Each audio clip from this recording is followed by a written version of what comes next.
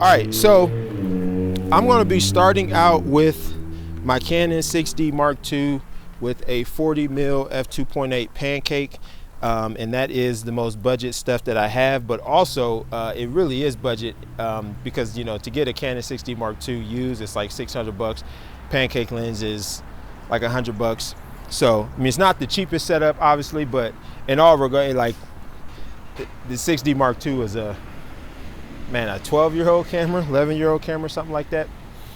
So because I'm going to be shooting more wide and there's some other locations here that I really want to utilize more of a telephoto lens, I'm going to start here in these trees just because I want to save some of the other locations for different gear. So I'm going to start here. Now I have the sun coming in this way. Sun is coming in to my left, camera right. Now, again, I'm shooting with this 42-inch beauty dish, and I'm really going to utilize this. And one of the main reasons why I brought this 42-inch is because I want to be able to block the sun on the subject, mainly because we're out here with a bunch of trees. And so I know that light's going to be dappled. And so I want to be able to eliminate that. So by having a big modifier like this and placing it in the same direction as the sun, which is what I would want to do anyway, because I don't really want to cross light. So I'm really going to do that anyway.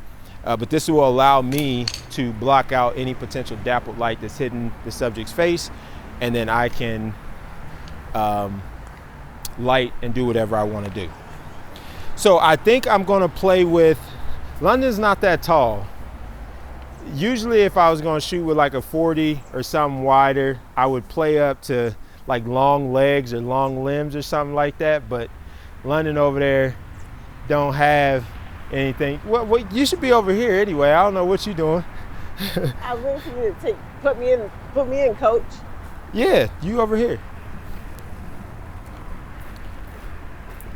Now another thing that I want to watch out for here, we are around all these trees, which is beautiful, but at the same time I don't want limbs growing out of her head. I got to pay attention to the background, and so I got to be very intentional with that. So when I position her, I want to make sure that I utilize these trees to accent the background, but not make it distracting. And she's wearing a black shirt, so we have to watch out for that as well. I'm not sure why she just got into this position right here, but I figured this may be the position. I don't know, because I wanted to get in this position. This would be a position that if we had a model that I would put them in. So I generally would not start with having them go into this position, because I think unless it's a model that's used to modeling, that's kind of like going into a workout without stretching. For a lot of people, it's not a good idea. So I'm gonna generally start them down just like that, just to let them kind of get comfortable. And I might need to move this camera closer because I don't know if you can see it on the cam right now, but if you can, you could definitely see where we've got pretty much split light on her right now, because again the sun's coming in this way. So of course we wouldn't want that, but that's the issue that you would have shooting natural light. I would have to position her to where I got the sun lighting her face. If I wanted the background back here, I can't really do that if I'm shooting natural light, because she's split lit and I don't want her split lit. So the only option I have is to turn her face towards the light. And so I've got to shoot basically from this direction. So now I got to have back there as my background, and I might not want that. So that's the power of shooting with off-camera flash. And that's why when people are like, I'm just a natural light photographer, that's cool. But the problem is you can't always get exactly what you want. Whereas if you bring your own light, you can put your subject wherever you want and you're going to have light. So it's all good. So I do think that I'm going to shoot her this way only because, as I mentioned, I don't want these trees to be growing out of her. And so I want to be able to have the trees as part of everything, but not growing out of her. So we're gonna put her there. So we're gonna get this set up. Thankfully and surprisingly, it is not windy today. Now, I might have just jinxed myself. We'll see what happens. But it is not windy today. Obviously, the first thing we want to do is get our ambient exposure. And again, I'm shooting with this 40mm, so I'm going to be pretty close. And I also am going to have to look through the viewfinder, which I'm not used to doing anymore because I never looked through the viewfinder anymore, but it's what we're going to have to do. All right, so yep, so we got those trees, and see, this is also the issue with shooting with something wide, is that it makes working with the background different than if it was a telephoto. But see, we have something like this, so let me get my ambient exposure first, and then I'm going to use live view for that just to get it to where I want it to be. I do want to stay within sync speed, so if necessary, I will put an ND filter on here.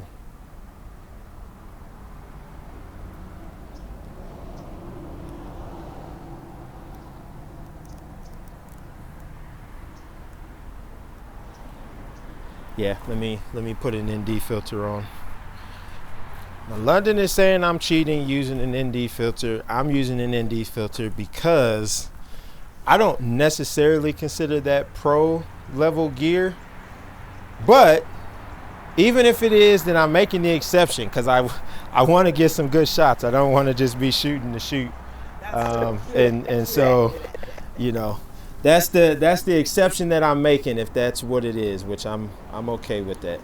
So now that I got the ND filter, I can drop my shutter speed down to 1/60th, which I think the sync speed on this 6D Mark II is 1/60th. And that way I can get that background to look how I want it to look. Of course, focusing is interesting on the DSLR. Let's go. All right, so let's take a test. Look at that. All right, boom, background looks good. So now we're gonna bring the flash in. And because I am shooting wider, I'm going to raise this up and angle it down more so that way it's not in the frame. It's another reason why I love using the 85, because the field of view that it gives me allows me to put my light pretty close but not be in the frame, and I like that. Whereas shooting wide with this 40, or you can even say like a 35, you just have so much field of view. I typically only shoot 35 with natty light, to be honest, but all right, so let's do this test shot, see how it looks.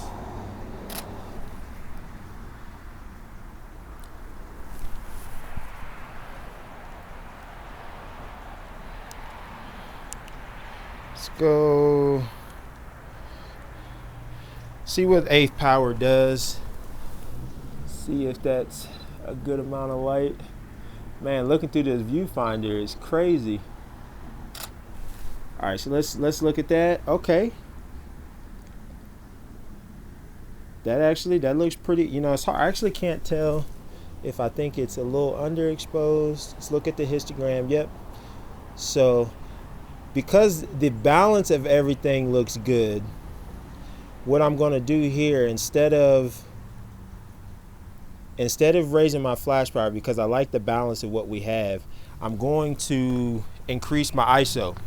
So when I'm shooting and I have a good balance between the light that I'm bringing in and the ambient, if I want the entire scene up, I just increase my ISO. So right now I'm at ISO 100. I'm going to increase it 200. That's going to give me the same balance that I have, but it's just going to bring everything up one stop. So let's go to ISO 200. Take that shot. So right now, so that looks really good. And the good, so where I was going to go with that is, so right now we got the sun that's creeping in on our arm right here. Now you have to watch for that, because that could potentially become overexposed, because all the rest of her is in shadow. So if you have parts that are in the sun, no, you're good. If you have parts that are in the sun, that could potentially get overexposed. Now, as you can see in this image right here, not so much. That arm definitely is hotter. I mean, I don't like that. And I mean, you can see that light creeping in on the shirt.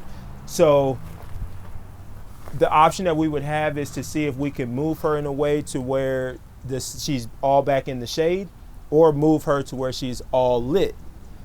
So then that way the exposure is even. it just really bothers me when like arms and hands are brighter than the face. I just don't like that. So I'm always going to try to address that. I'll address it in post if I don't get it on location.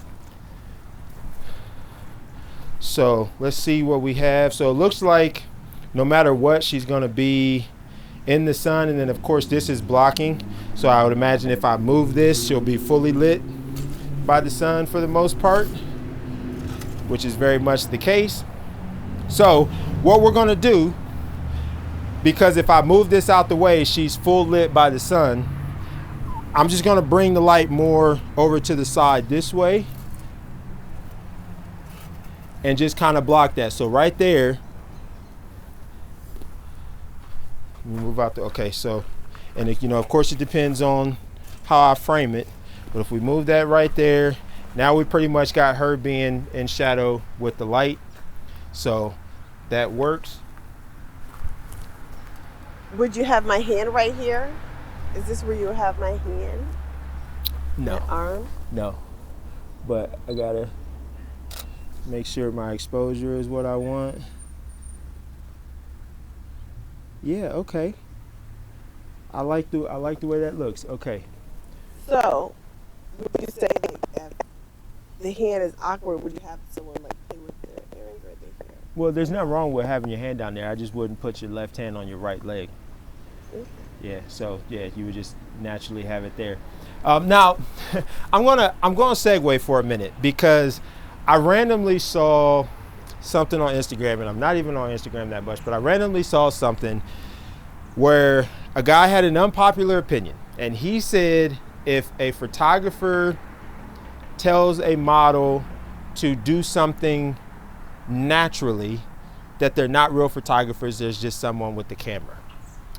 And I understand the premise of what he's saying, but I completely disagree. And the reason why I disagree is because if you tell someone to do something, they have a natural way of how they would do it.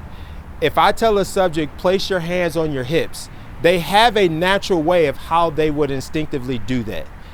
And when a photographer, in general, most photographers, if they tell you to do something natural, they're not referring to like this mythical, well, what does natural mean? They mean, what does that mean for you?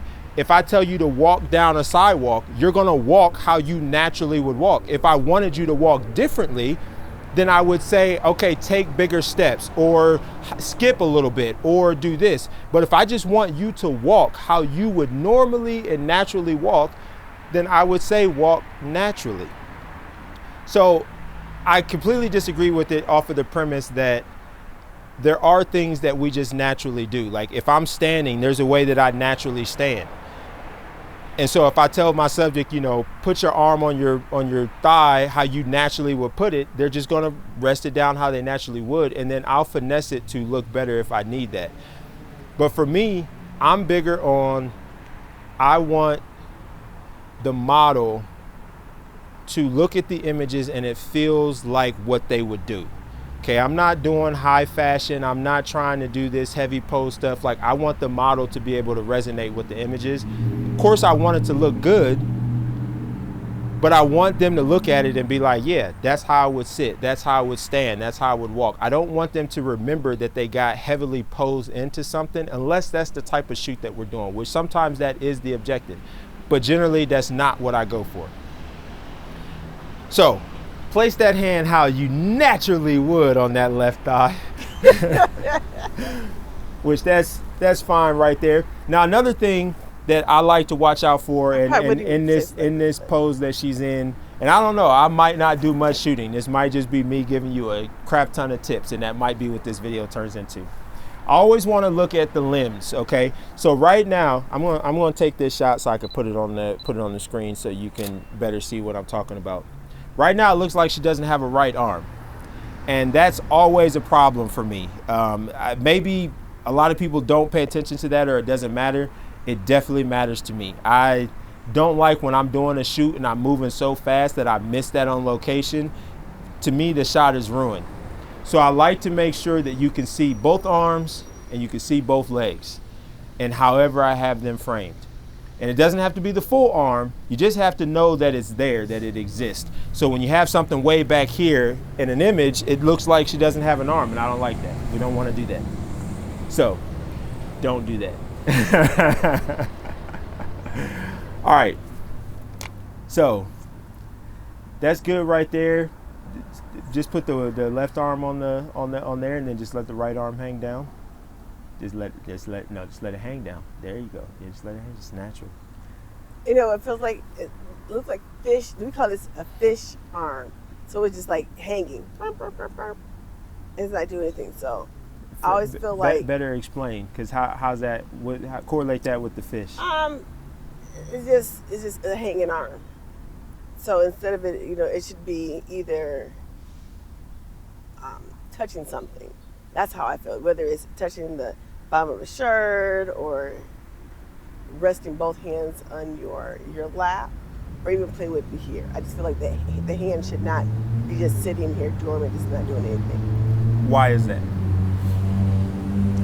Well, to me, it's just my preference. So I feel like that, just like you feel like both arms need to be in the frame so you can see it, I just feel like the hand should be doing something. Yeah, which is totally fine. Totally fine. I'm just asking just to give a bit more more insight into why you feel that way, because it doesn't bother me. I often will have just an arm hanging down, and it doesn't bother me. So I'm just trying to get more of the reasoning behind. It's just hanging. I'm still lost on where the fish correlation comes in. Fish, like the fish is straight, so just like fish arm. Yeah. Got it. Fish arm. Okay. So I'll leave it down. No. Yeah. No. That's fine. Yeah. So you could just put them both. Or it could be just really a soft, hand, and maybe it just. We'll do both. Let's do both. So here's an interesting thing. Here's an interesting thing with me. A lot of times I don't go with like the hand in the hair. I don't do those things because people don't naturally do that when they're sitting or standing. Now, there are times, depending on the model, that like sometimes I'm working with a model that's extremely photogenic or really knows her angles, and those types of shots will look really good. A lot of times when you're dealing with regular people, it just doesn't look that good because they're not used to doing it, because we don't naturally do that. Like when you're sitting, you don't naturally just be sitting. Like some girls play with their hair naturally, so it looks natural because they normally do it, but for a lot of us, we don't do that. So generally when I'm working with just regular people, not people that are experienced models, I lean towards just things that, in my opinion, feel natural, and that's just what I choose to do as a photographer. London won't have a hand down. That's what she chooses to do as a photographer, and neither one of us are wrong. At the end of the day, it really is what looks good to us. What do we think our subject, our client, our model is going to like, and we go with that. So that left hand, yep, boom, right there. That bright. My peripheral good. I'm like something walking up on me. I don't like that. It's a bird, y'all. Yeah. So go put them together in your Yep, just like that. Yep. So we're doing like if you had an article, somebody was writing an article on you and you need a picture. Now I'm still getting some trees growing out of her head.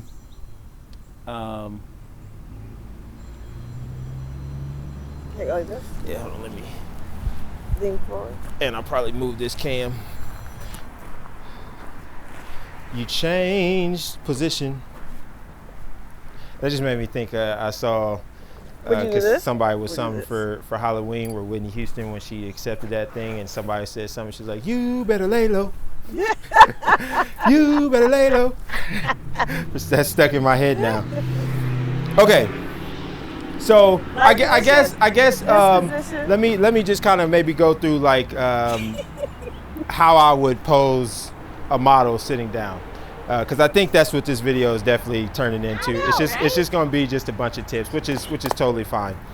So, okay, no, so actually that's good. And then I'm gonna do this, and then you're gonna put me somewhere, and I'm just gonna go into poses, and you're gonna tell me if you would do it or if not, or why you don't like it, okay?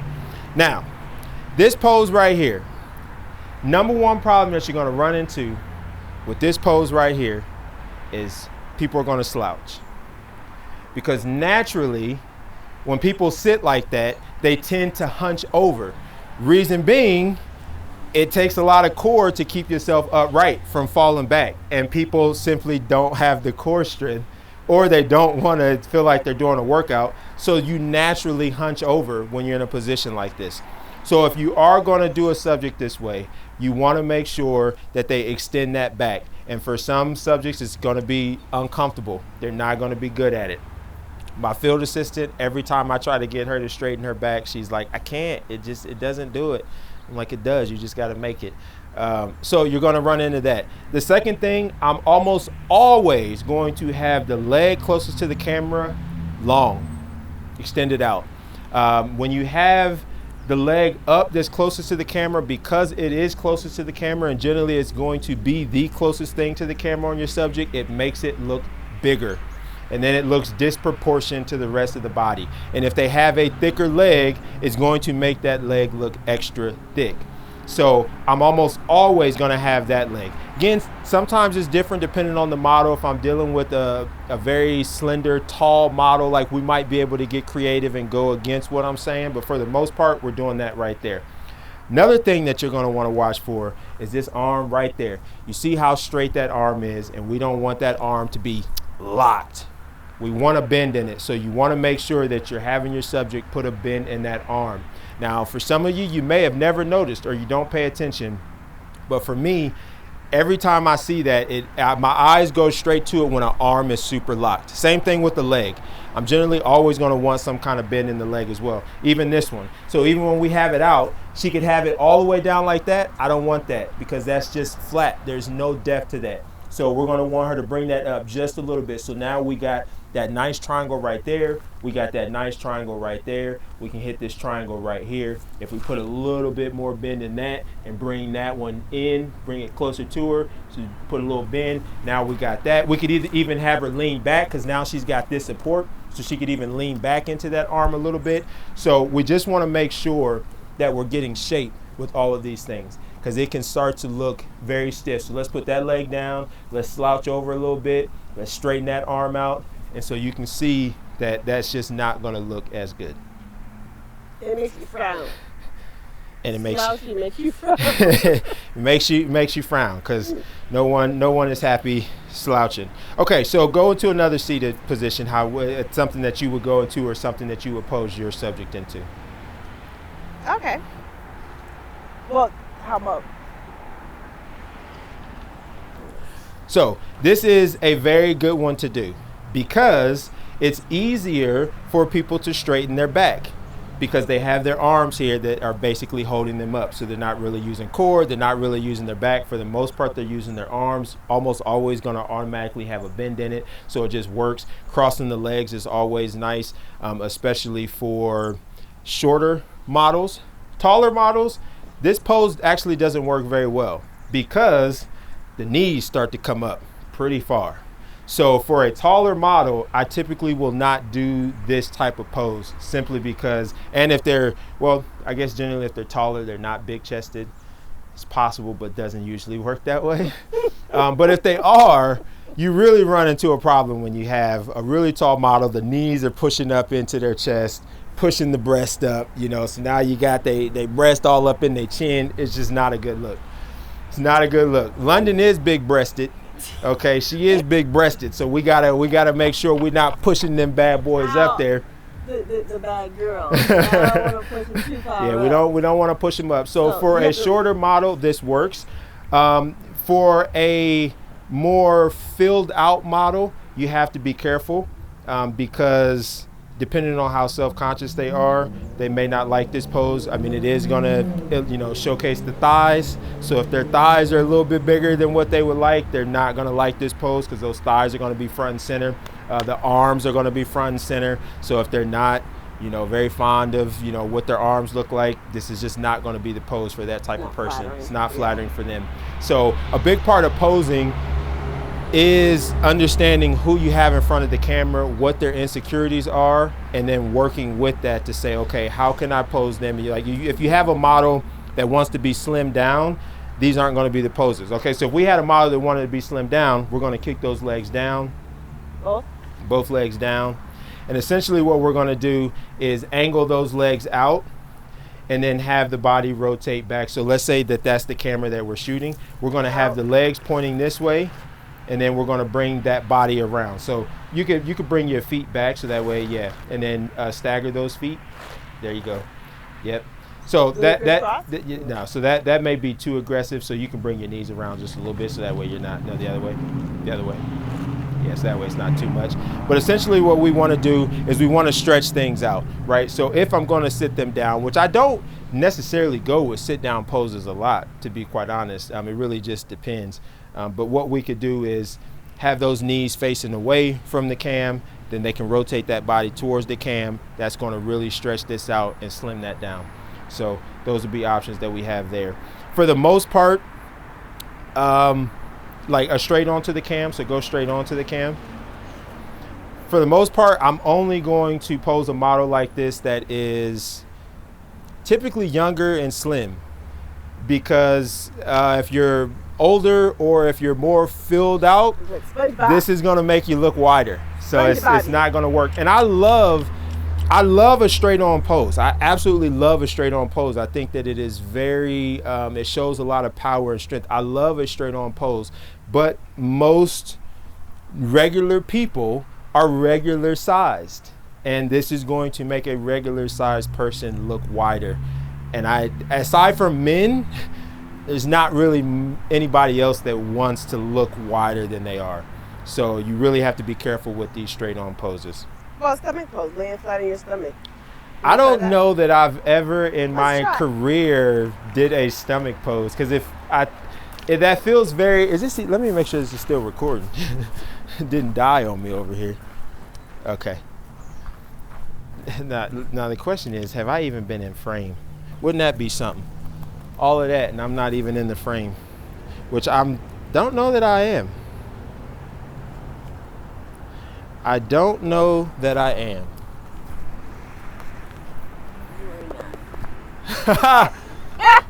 All of that, and my head is cut off. That's right. What made you sit down? It don't matter. I did all that, and I'm not. You couldn't even see me. Nah, it's all good.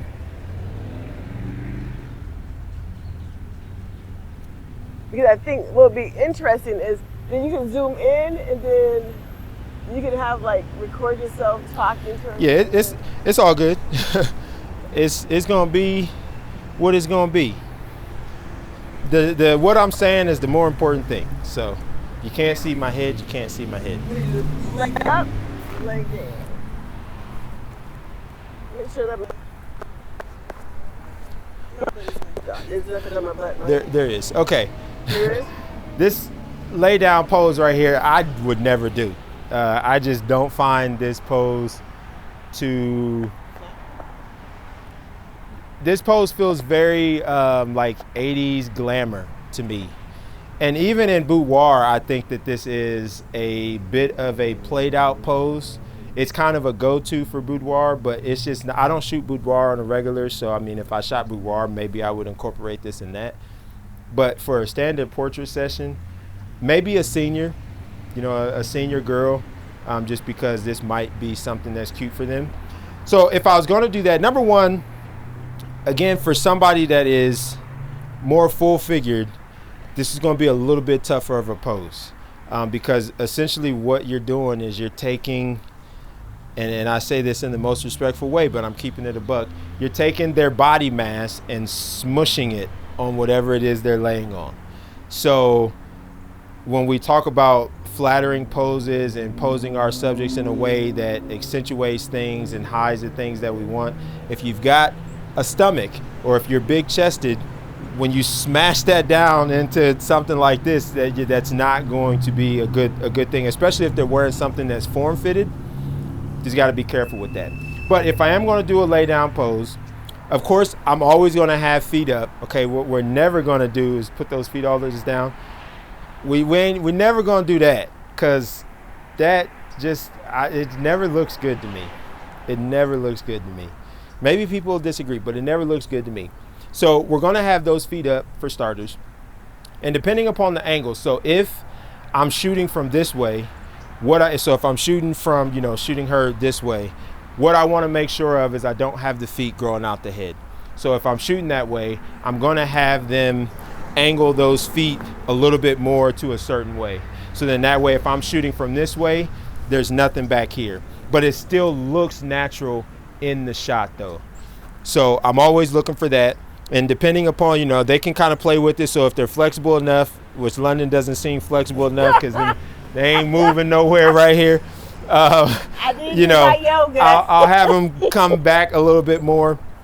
And then as far as the upper half, what she's doing right there is something that I generally would naturally do. Just have them rest on the forearms. That way that bears the weight. So that way it's easier for them to keep their body up.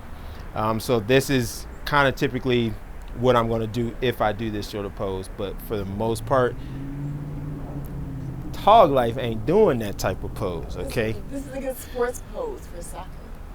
Yeah, and volleyball, because actually I shot a volleyball league, and a lot of the girls wanted to do this pose, and then we'll put the ball on their feet. So yeah, sports, this definitely, like I said, I mean, for young girls, this works.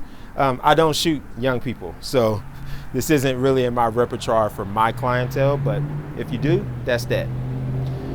And you want to get the shot quickly. All right, so now. So boom. All right, London, it's your turn. Now I'm gonna be your subject, and you're gonna pose me and give your tips and tricks and all of that sort of stuff. But what about something like this? Would you do like something like this? Not for a regular portrait, no. Because right now I'm just tired. Yeah, not for a regular portrait. Definitely not on this. If we were in grass, like if we had kind of like a picnic scene, something like that, I might do something like that. But no, on this, I wouldn't even lay anybody on this, because who would just be laying on this? Oh, then you be in the frame. So you need to come back a little bit more. So you're going to be right here. Because, I think men need to I need to take more masculine poses for men. So my goal is to really capture more male photographers. That's just more, you. Yeah, more male people models. In general. Yeah. Males in general. Yeah. I think that I struggle with posing them, and Anthony has been a great subject matter. Even though he's not a model, his body has been helpful. All right, let me hop on in. Get your light. Get your light. Place your light. Here it comes. Place your light. We're gonna replace my body with his. Oh, hold on.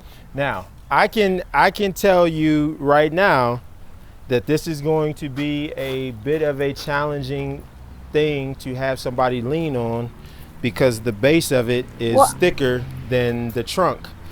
So let's see, sir. Even if I put my foot here, I'm leaning back further. But I mean, we gonna see what you want to do.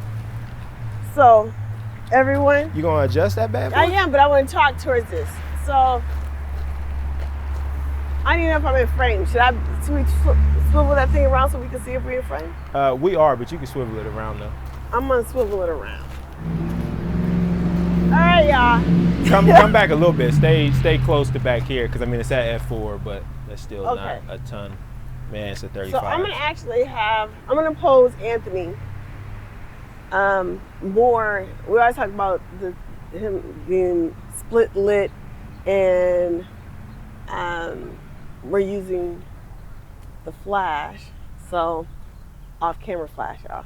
So I'm gonna have him rotate a little bit more over to his right, so you're facing me more. So if you move your body, not in the big part of the trunk, in the small part, and the right leg up, Here we gonna do this crap again. No, I'm gonna be for real. Yeah, I'm gonna be for real. We're trying to help the people. So I can't be out here joking that, around. Can be helpful, to photographers is to see exactly how the light is going to hit your subject. Is use your hand to see where the sun is coming in. So if I'm doing it this way, that means the sun's gonna be in my face. But I kind of want him. Oh, I do have to. I'm not doing that. Well, I guess I'm in the shadow.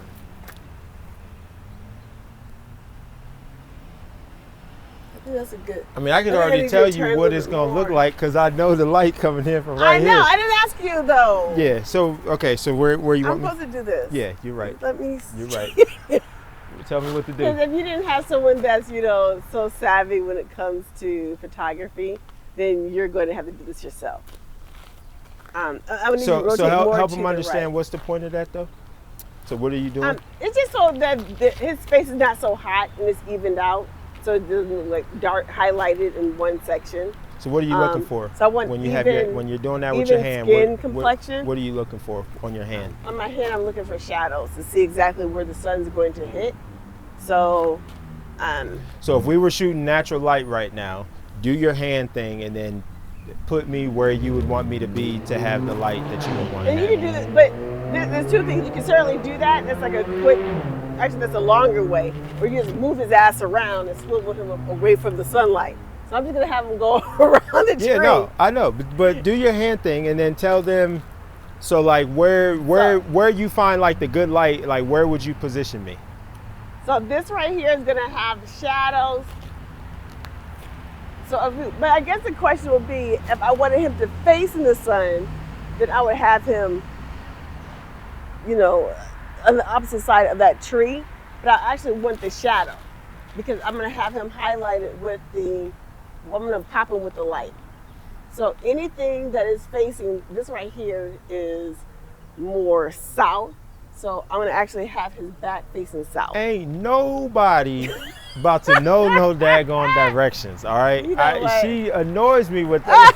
Annoy is too strong of a word, but she always, well, which way was you going? Were you going south? I don't know. I was driving. This is south, yeah. Don't nobody know. Nobody's using geographical annotations, but let's go. Can we get you boots? All right, where you want me to be?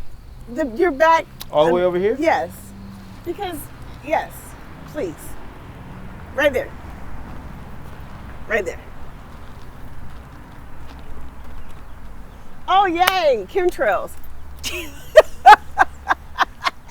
Chemtrails. We're going there on this video. Oh, no.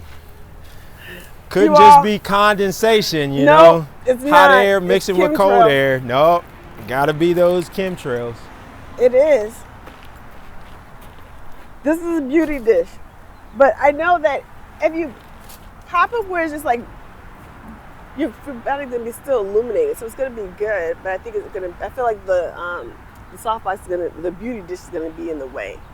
Of what? Let me see what this looks like. I've never used one that's this large.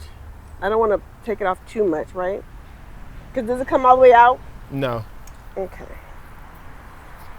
And he's tall, you all, so you got to make sure that it's at a nice angle, but it's taller than him. I think that's about right. They say like...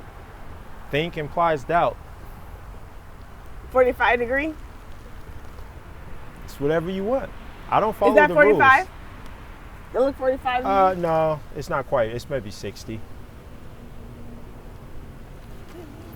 45 would be a little bit more to my left, but that's okay. All right, that's what I'm gonna use. I don't even know. Yeah, I mean, people be getting all technical. I ain't gonna get too tech. It's whatever you want. But I guess the closer it gets, the brighter it'll be, and then it will drown out that.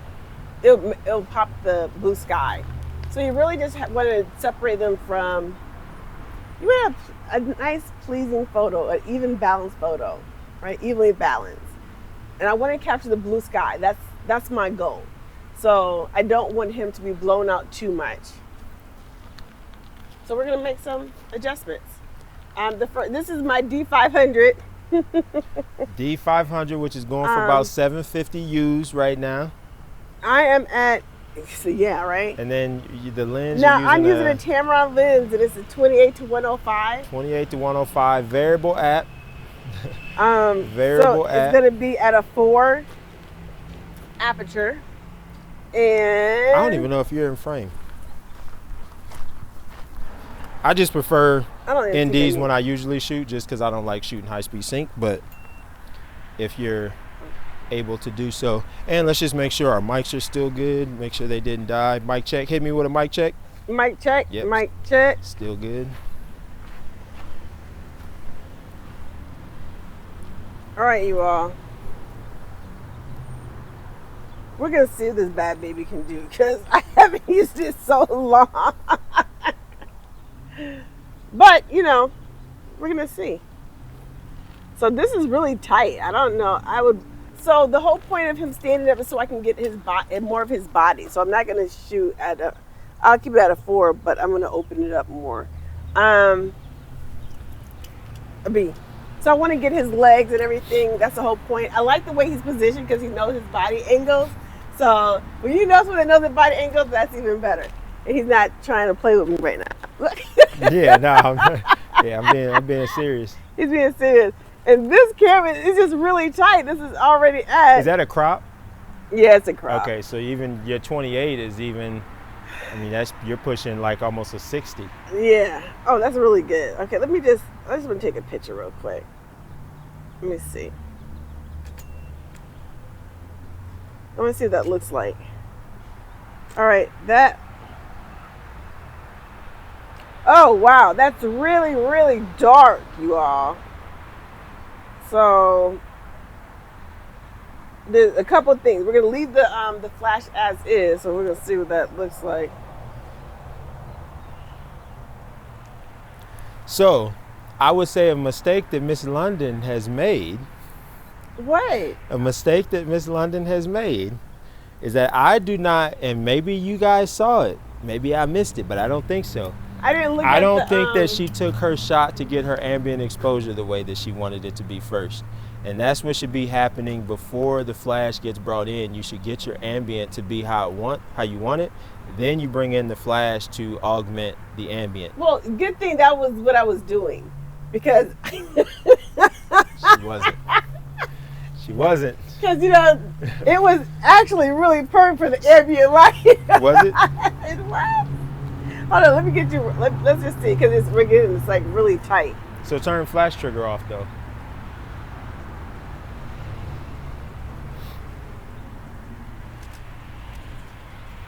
So let's take a look. Yeah, no. Maybe not then. So this needs to. Oh, because I made some adjustments. Okay, so I'm gonna keep them at a. I'm gonna put them at a 4. And I'm going to, because I was at, I have a share of 200.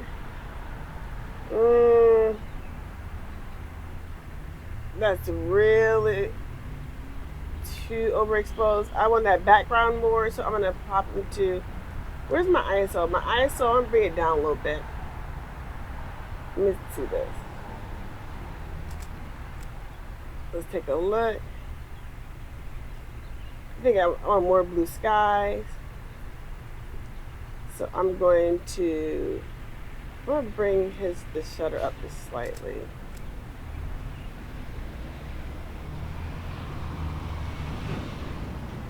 You're live view, right? Right, but it keeps going off. It is live view. Because you should be able to see when you're changing those settings. You should be able to see what it looks like without actually having to take a picture.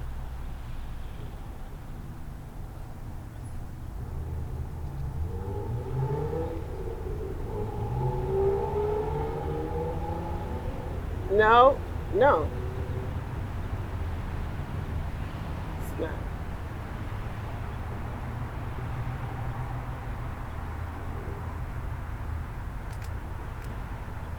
Because the live view was not giving me the actual. It's just brighten you up. Actually, that's not bad. It's a little darker though. I think that's not true. Let me take a look. I'm gonna pop it one more time because that's no, I don't like that. I'm gonna bring you down right there. Let's see if I like that. See, it's bringing the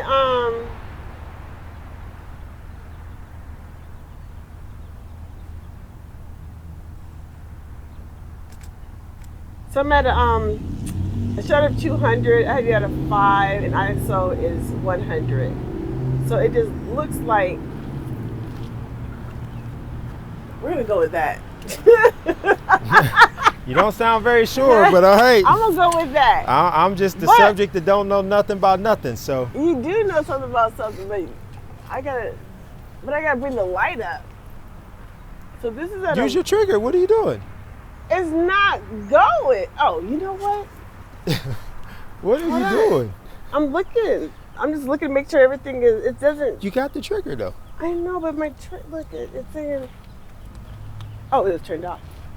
Yeah, because you wanted it off so that way you could get your ambient, and then once you got your ambient, now you can finesse that flash into there. All right, so it's at 128.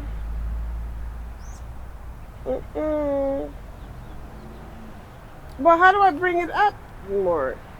Hit the A and then just rotate the dial. Oh, that makes sense. I always had it automatic then. All right, so let me rotate this dial down. I'm gonna put him at, let's see. This is a 1-4 stop, 1-8, and I have you. Let me see what this looks like. I'm gonna put it 1-8. Then it goes jump to 116. I don't know if I want that. I'm gonna put 1-8. And I lock it in there. It's automatically gonna lock. Yeah, all yeah. All right, let me take a look and see what this looks like.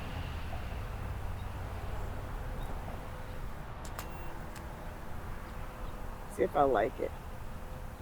Oh, I do like it. He doesn't look happy. The guys aren't swallowing too much. Looks good. Right? Yeah. My sweatshirt is a little hot, but all right. So if the sweatshirt's a little hot, that can be fixed in post. I can do a couple things. I'm gonna prioritize, but see, I would prioritize the face, because this I can bring down in post. So if I feel like the exposure that I'm getting on the face, and so pause. The contrast here is pretty stark. I'm dark. My face is dark. My sweatshirt is very bright. So to accommodate the sweatshirt, you're gonna underexpose the face probably, which actually might be a little too hot on the face as well, because I definitely like to make sure black folks look black. Okay, we're not trying to Mike Jack nobody out here. You feel me? So we want the black to look black. We're not trying to Mike Jack. All right. So everyone, the image came out really. It came out decent. They saw it. But again, Put it up there. They saw it already. Okay, there's one that was out of focus, so we're not gonna put that one out there. All right, let me see. Let me see. I like this one. One thing about this is like, I wonder why something's going on. I don't like the way it's not focusing on your face. There we go. Let me see. Well, I was probably about halfway talking. What's your minimum focus distance? Because you might be too close to me for it to be able to focus. No, I'm good. Yeah, you was talking. Let's just try to capture. All right, so let's, I think, I got your,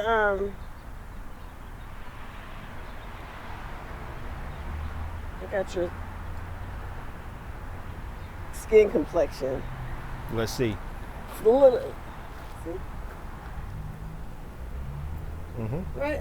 Okay, so it's a little bit hot, but it's not that bad. Yeah, I mean, just turn your flash down a stop, or a third of a stop, 2/3 of a stop. All right, I'm gonna turn the flash down. That's the joy of using flash. You set your ambient, so your ambient's good. So whatever you set your flash to is not going to impact your ambient. I mean, the only thing that's impacting that is what the sun is doing. So you know your overall scene's going to look fine. So you know if the face is a little bit hot, definitely bring that flash power down. Let's take a look.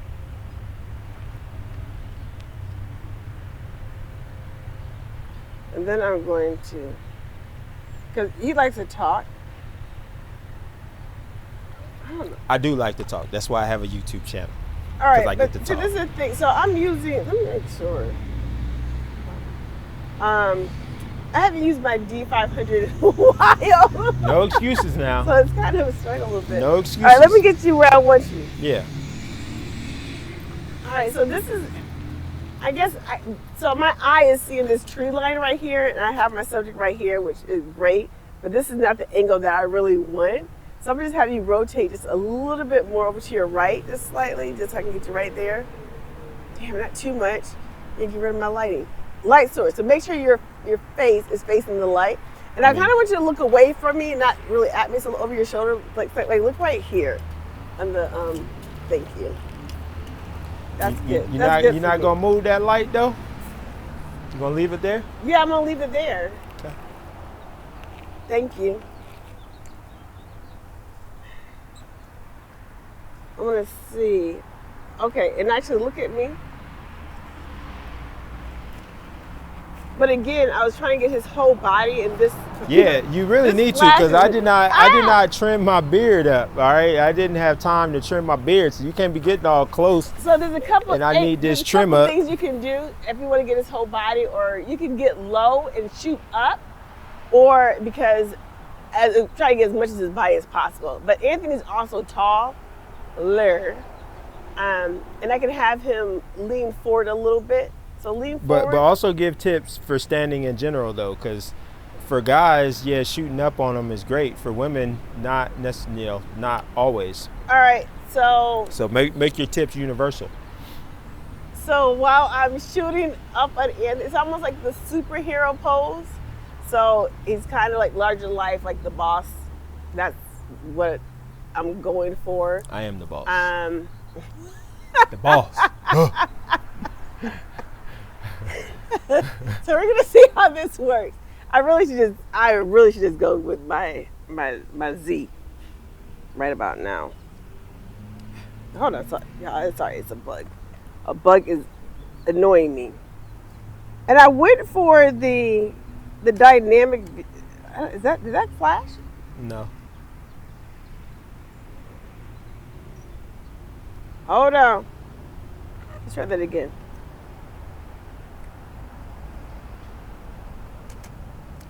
Okay, something's going on. So hit the test fire button, make sure that the light up there, okay, so we know that the light's still on, trigger's still connected. Oh, am I on channel 20? Yeah. Okay. Well, you know it paired because you hit the test fire and it fired, so you know that connection's good. And I know I have my rear flash on. And the only thing I adjusted was the... Yeah, it's your cam just isn't triggering it. What did I do? So one thing you want to make sure you don't do is fuck up the settings. That's right. Mess up the settings. Nah, you can cuss. It's all right. The last time you had a problem with me doing that. No, I ain't never had no problem. I don't do excessive because then I have to... There you go. See? Let me see what that looks like. I like that off the... Okay, so I want you to give me that pose. Okay, I don't want you to talk. So, put your hand, you can put your right hand back on your leg like you had it.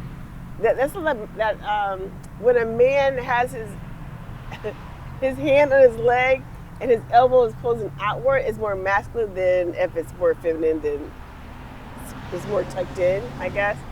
But either way, I never have a problem with, because I don't have too many male models. Never have a problem with that. But yeah, go ahead and tuck it, and it just make it look, make it look natural. What's a natural feel for you? Where it's at. So Perfect. if you want something different, you got to tell me where you want it. So that's real. Okay, so I'll let them know after I take this and actually get a good photo. All right. So I always like to capture an eye, especially when I'm photographing subjects, just because I feel like they're. Oh, there's also that. What did you say? I'm saying close your eyes, more like a seductive type of smize to it, if that's what you're going for. But I think that male models, captures a lot of attention when they're actually looking through the camera, in my opinion. So look at me. These are all our opinions. Look at me. Look at me. So I'm gonna get. So since I'm already short, the advantage of being shorter, look, you can fit in nice tucked places. So let's see. Let me see if I like that. The only thing I don't understand, like my camera is not trying to. I don't even know what it's not trying to do.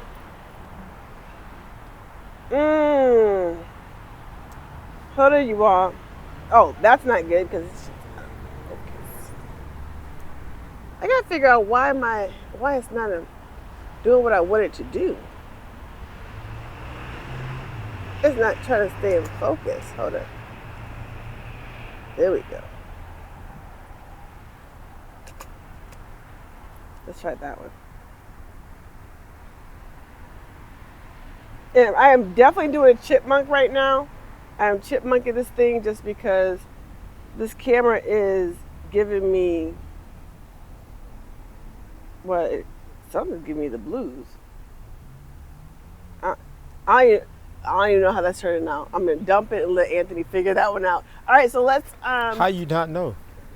You can't see it. What is the problem?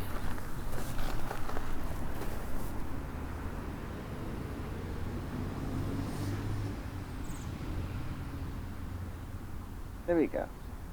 You are this one. All right, so I need to move the flash. It's dark. Yes, and I would bring a little bit more of that blue sky in, so I would bring that ambient down some. Because the sky is still looking a little more on the white side, which is not necessary if you have flash. All right, so I'm gonna bring down the ambient. You want to stand over there?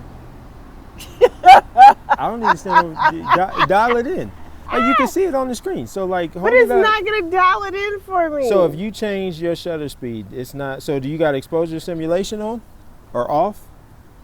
I'm guessing I do. You probably have it off. So it's just trying to keep it neutrally exposed, no matter what the actual settings are.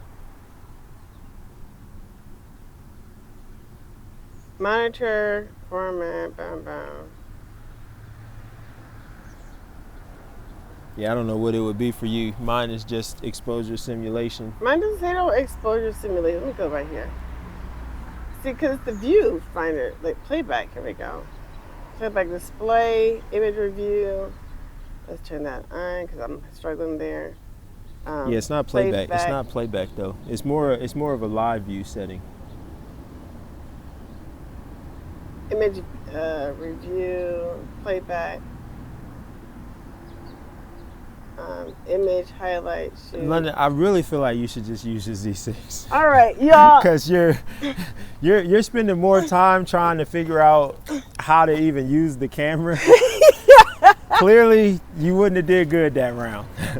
I think I would have failed that round. Well, first of all, I still use my 6D Mark II, but even outside of that, Canon cameras are always the same. So no matter what, like, it's basically a non-issue. Okay. All right, so you got your ambient where you want it to be? Yeah. Yep. And I'm going to get you where I need you to be. And that's it. There you go. Because I want you to, oh, that's bright. Let's bring it down. Oh, boom, oh, boom, boom, boom, boom. Let's bring it up. Boom. Oh. You know what I think is the recycling of it. No, definitely not. What do you mean? No, I mean, if you ain't at full power, that thing, nah, it's gone. All right, I need you to come up a little bit more. Well, for starters, you need to adjust your light because you got this edge on me, you got all of your light back here. So if you're gonna feather, you're feathering the wrong way. If that was even what you were wanting to do, which I'm sure it wasn't, but I'm just saying. It was. That's exactly. I'm just saying. I'm feathering the wrong. If you want to feather, this needs to be turned. I need to be on the back edge of the light, not the front edge. So, Anthony's real technical, you all. So he's gonna know all of these. Very. He's really tech savvy. In regards to, I'm not that tech savvy. Well, I know light. I spend a lot of time. He spends a lot of time on light. I know the importance of having good lighting, and understand that having the off-camera flash does allow it to be more dramatic. It does compensate when you're trying to remove shadows, and just really figuring that out. And have some awesome shots. So I want you place your light right first, because it still ain't right. What? It's still, no. So just move the whole thing so that way you keep it over that length. Now, but what are you doing right now? How are you trying to light it? So he's gonna be evenly lit, his face. So you want to front light me? So I'm gonna front light him. So you want to get rid of all shadows? So I'm getting rid of all shadows. That's what you want to do? Yep. Okay. Yep, that's what I want to do. Okay. You are so correct. All right. But I also still want to get this tree line, because I want to have a nice. Which way are you shooting? This way. Okay, so you're going to split light me. No, I'm not. If you're going to be back there. I'm right here. And then you're going to want me facing this way? Yeah. Okay, so then you're going to be shooting into the shadow. They're So not going to see much of this. If you're shooting this way and I'm still facing this way, you're shooting the side of my face. It's going to be in shadow. Oh no, I'm coming right here. Oh, but yeah, you are going to be split like this. But you're saying you want this tree line. Yeah. Which means you'd have to be coming more from over there. Can I just shoot and then we'll see what happens? You can, but because I always preach this on my channel, we need intention, and it doesn't sound like you're being very intentional right now. Being. It sounds like you're just like shooting and just whatever I get is what I get. Because I literally want you right here. I want not the tree line, meaning I want all the tree line. Like I want the line of the tree, which is right here. I can see the trees. And when you say, and you're able to get that by you facing me this way. What focal length are you shooting at?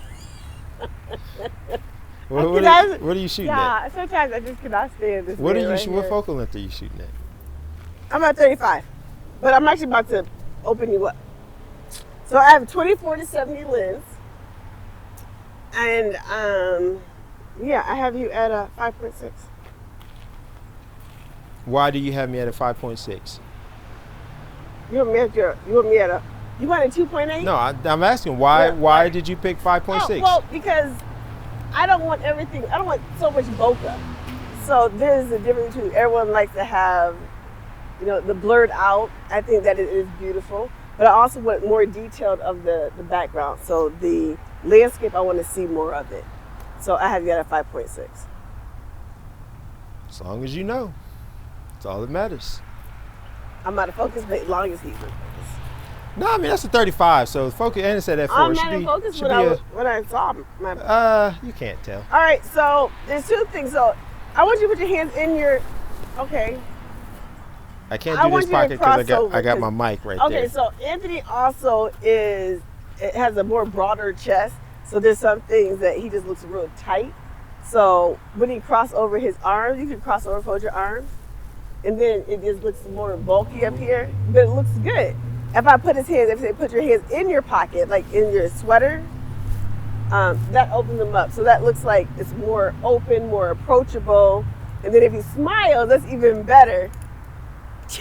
But go ahead and cross over again for me. Cross over. Okay. And that looks more, it's more of a serious pose. I want you more open. So put your hands in the pocket and just lean back a little bit. Yeah. And I guess I could,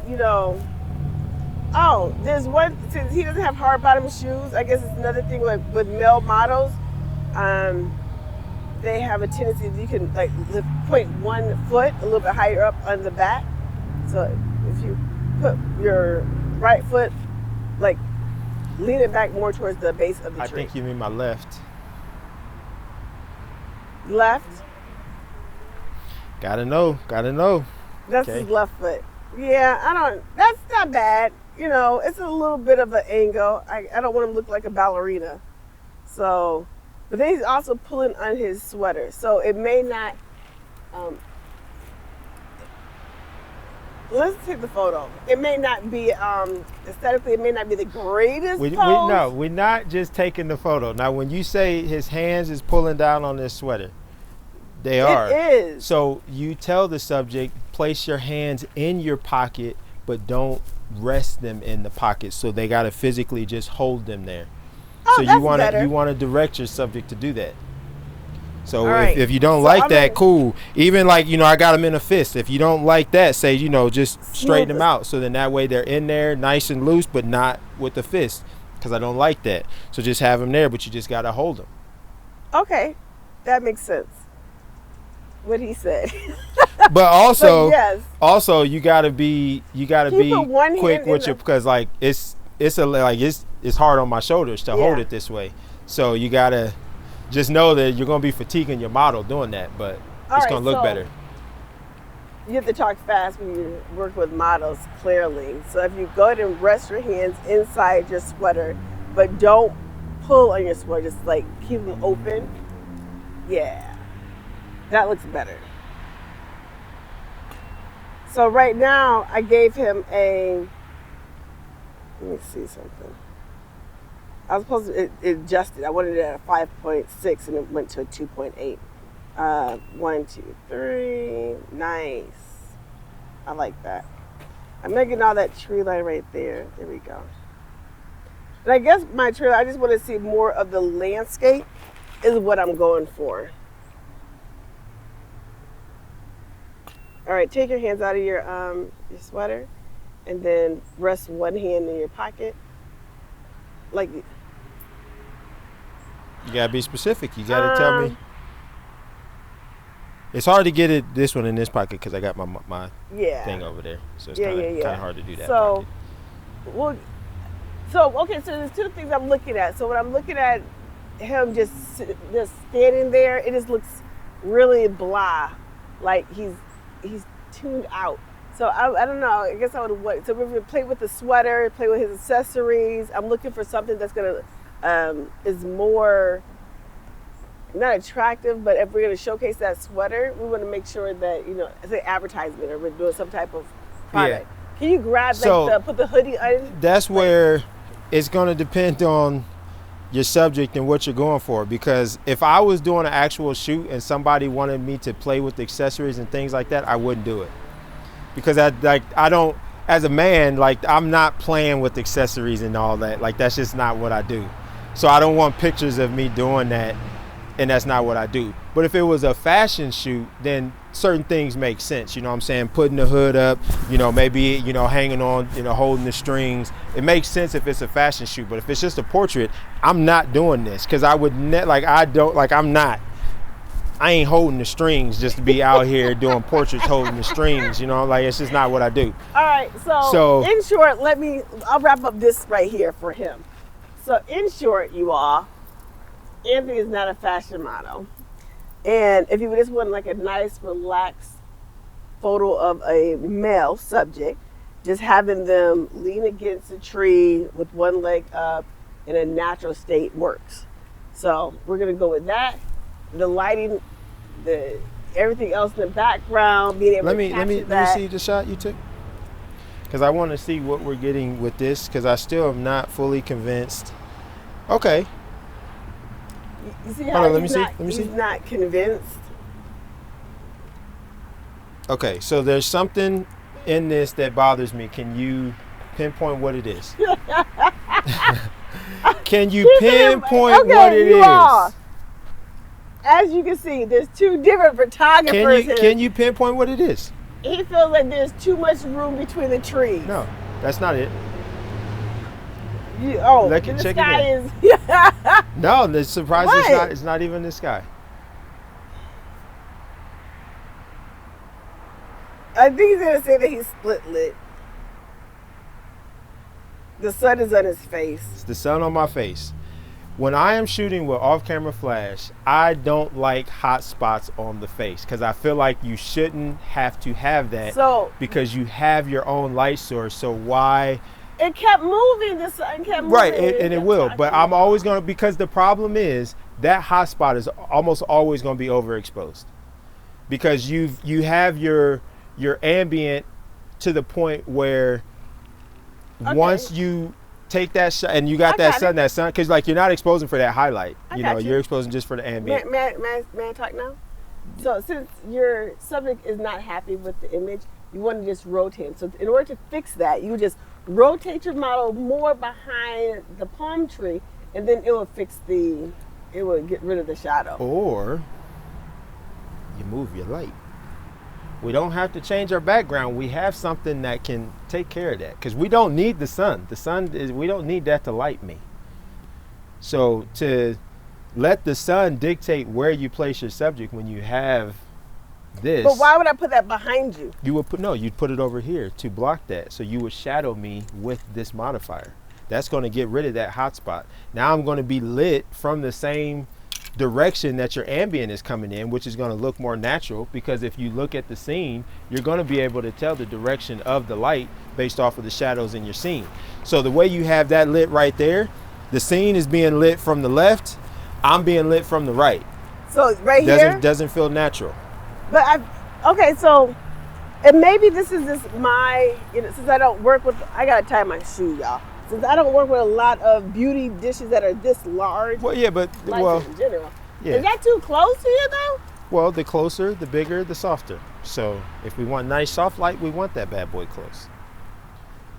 If you're shooting full body and you want more light spread, you would pull it back so that way you can get a larger spread of light so that you can light me. Because like right now, if you did full body, my lower half is going to be darker simply because the light's just not going to make it all the way down there. All right, so you all. Okay, I'm gonna angle it this way. All right, two things that I'm looking at, just real quick. So this is our last image. So I have the trees somewhat semi where I want it. I think that's cool. I don't got his full body. I can still see this beauty. Like maybe that's what I can still see this. Maybe I need to lift it up more. No. Oh, there it is. The sun was faced. I gotta move it back. Oh, there's the sun. All right. So that means I need to change the position. Yeah, I need to change the position of this as well. Okay. But okay, so I want you to stand right there for a second, and I want you to look at the position of that light. That can't be where you want that light to be. Look at that light right there. That is not a good position for the light. And this light's right here. Okay. It's gonna be really hot on this side of his face, and I know that it's not gonna wrap around.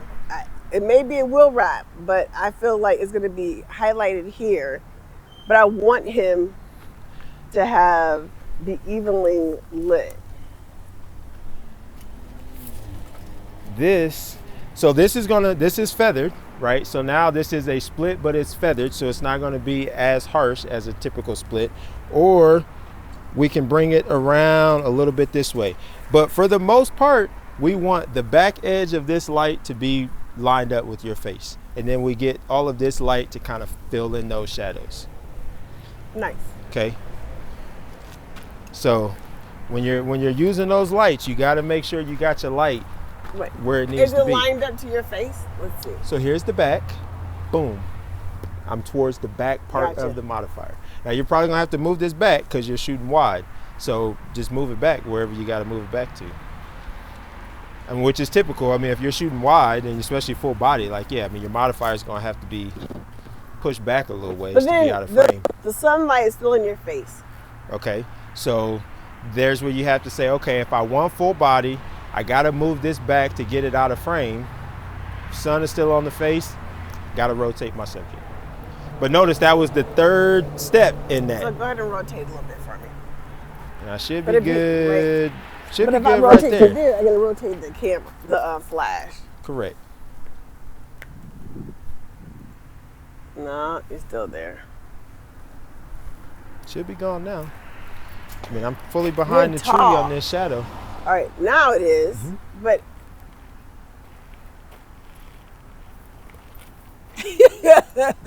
so the subject is completely out. It's not split lit, right?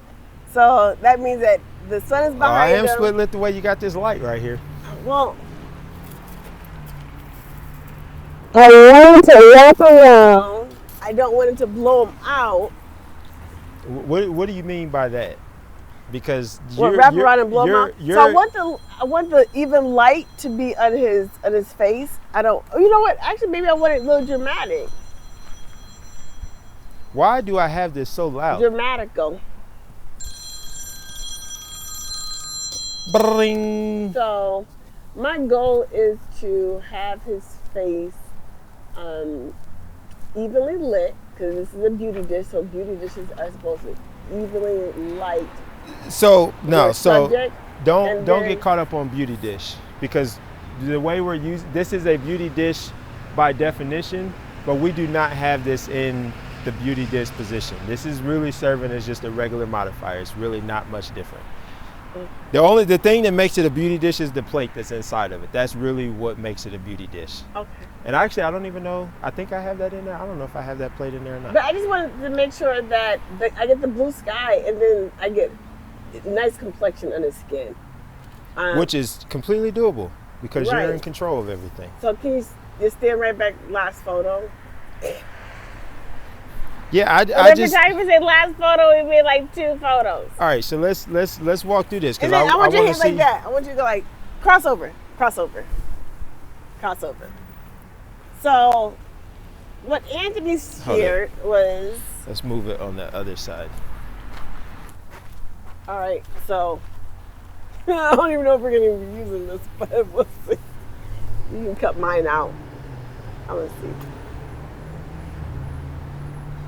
All right, so this is the problem that I have.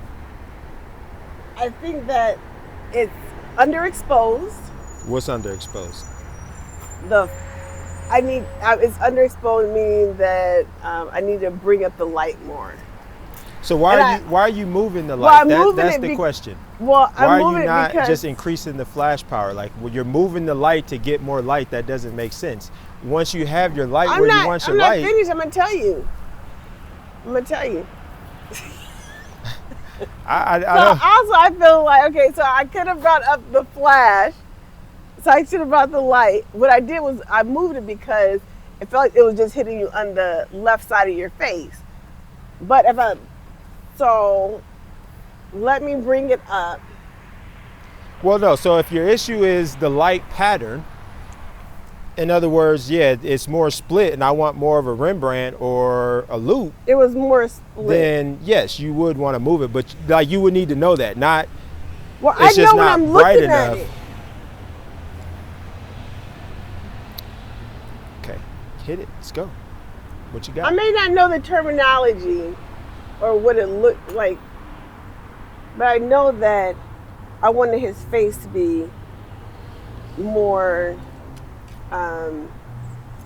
even, so I can see. So look, see how it's a little bit underexposed. No, that looks great. That's great lighting. That looks great. That's almost not quite Rembrandt. Yeah, so that one, yeah, that one's not good light. That is good light. That's great light. It's a great portrait. I'm done, y'all. That was my session card. That was it. See, I may not know that, like when you say, okay, I know that it's split. right? When you say the Rembrandt or when the ring or wraparound, Which, am I mean, clueless. at the end of the day, when you're shooting by yourself, those terms don't matter. If you're on a set or if you're on a production, it makes a difference, because if you got somebody that's moving your light, you need to be able to tell them what you want, so you got to be, I mean, you could just say move it more around, a certain direction, but it's a lot easier to just be like, put that in a Rembrandt. So and this is the reason why we do content. Put that in a butterfly, put it in a flat. That's going to immediately, they're going to know exactly where to place it. It just saves time. You want someone that knows more than you in some subjects, because we can certainly be shooting and then people may not challenge the other person. So in short, I just wanted to let you know, when it comes to lighting, that is something that I know that is an opportunity in partnering with another photographer that is real expert. I know my light. Expert for lighting. I studied. It's a bonus. So I know the light. So thank you for sharing your expertise with me. You're welcome. Okay, and that's my time when it comes to, so you can see what my images that I capture. And you all can decide which one is good. Do you feel like you gave some good tips, or do you feel like you were learning? I felt like it was more of a learning experience versus tips. Maybe y'all can pull away, get something from it. However, it is definitely something that I'll use in my next photo session or my next photo shoot if I'm outside. Yeah. So let's. I don't have a beauty. Let's walk through. Magma. Let's walk through. Yeah. So you don't have a big modifier like this at all. You should get one. I do, but it's not. It's an old one. I mean, modifier's a modifier. So let's walk through. Man, that food smells so good. It smells like Chinese now. He's hungry. Very. Okay, so we're walking onto the scene. So let's give our perspective of what we do. Kind of like a summation of what all we talked about today. Okay. So if I'm coming to this location, first thing is, am I doing natural light or am I using off-camera flash? Because if I'm using natural light, I'm going to find the light first. So our light source is right here. So I immediately know that my subject is going to either be facing this way, 45 this way, or 45 this way. I immediately know that. So regardless of what this scene looks like, I know that I'm not going to be able to utilize all of it because I need my good light. And I'm not going to sacrifice the light just to get some nice background, because the image isn't going to look good. Okay, if my subject is split lit or backlit, it's just not going to look good. Mm-hmm. So I immediately know my light's right there, so this is what I got to work with. So unfortunately, this is going to be my background. That's all I got. If I'm coming in with the flash, now I know, okay, I got a lot more possibilities because I have my light. So now it's just a matter of making sure that this light works with this main light. So I would never, well, I won't say never, but for the most part, I'm not going to have the light placed this way, because this is like a flat light. This was like, if I had a 2-light setup, I would rarely, unless I'm doing like headshots or beauty lighting, I don't want this even light. And I can't really control the sun. So I'm at a bit of a disadvantage even if I wanted to do that, because I can't really control the sun. I can make it work to a degree because I can adjust the power, but I don't really like that. So I'm going to put this on the same side in the direction of my light, of my sun. 2 reasons. One, because I don't want to be working against this. That doesn't make sense. But also, if I'm shooting wider, I want the light that I'm putting on the subject to match the light that's falling on the scene. So because the light is coming in, our right would be, well, it's kind of behind camera over there. If you're looking at the scene, you can see which way the shadows are facing. So you immediately know which direction that sun is coming in. So are you going to put the camera right? Well, we already know where the sun is. The sun's right there. So would you put that right direction? The camera position doesn't really matter. I'm just going to make sure my light is in the same direction. No, so I'm going to put my light on my right side. I want the light coming in the same direction, because the problem is if I have the light over here, okay, If I have the light here, I get shadows on the right side of my face. Yet the shadows on the scene are on the left side of the things. The shadows on these trees are on the left side. You can look at that tree right there. You can see the highlight. The highlight's on the right side. The back side of that tree is in shadow. So if I had you on that tree and I got my flash on your left or on your right, camera left, the shadows on your face are going to fall on the right side. You're going to be lit on the left, but yet the tree is lit on the right side, shadow on the. So it isn't cohesive. Mm-hmm. And there's honestly no reason to do that because you can place your flash wherever you want to place your flash. So I'm always going to put the flash in the same general direction as the sun. But in having this, it just gives me more control because now I don't necessarily have to worry about my subject facing the light. I just need to make sure my light source is augmenting that. So I just get a lot more options. So that's kind of how I'm looking at it. If I'm coming in natural light, I'm finding the light first. If I'm coming in with the flash, I'm finding my scene first. And then I'm figuring out where to place my flash based off of whatever ambient light I got coming in. So those are the two differences. So you have a lot more flexibility with off-camera flash, and that's why it makes sense to do both. I agree. So how would that go for you? You tell them how you're coming onto the scene. What are you doing? Well, I'm assessing exactly where I want to photograph my subject. So that's the first thing. Like, what are we trying to accomplish? Whether I want to photograph them in the awning, like the archway, and highlight that. And then once we get the lighting, just making sure that they are evenly toned. And again, if it's something where I know that I want to expose for the clouds that are now coming out, you want to make sure that you do the ambient light first, and then you do your subject. So, real simple. I don't make it complicated. I honestly don't even look at shadows and trees or anything, but it makes sense to do an assessment so then you'll know where it's going to be hot.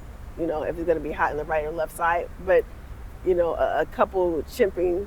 Yeah. But if you don't want to chimp, and if you have like a light, a meter, then it's just a better experience. So the reason why I focus on the shadows in the background is because, in my opinion, when you are taking a portrait, everything in that portrait should be intentional. So whatever my background is, that should have been intentional.